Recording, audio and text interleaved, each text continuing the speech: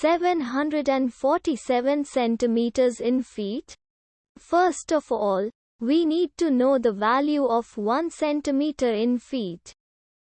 It's always 1 centimeter equals 0.03280839895 feet.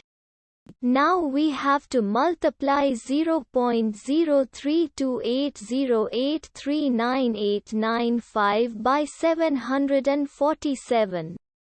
Therefore, 747 centimeters times 0.03280839895 feet equals 24.5078740155 feet.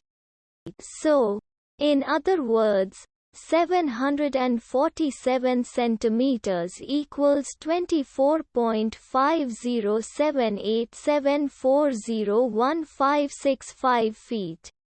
We hope you have enjoyed this video. Please like and subscribe to our channel for more videos like this.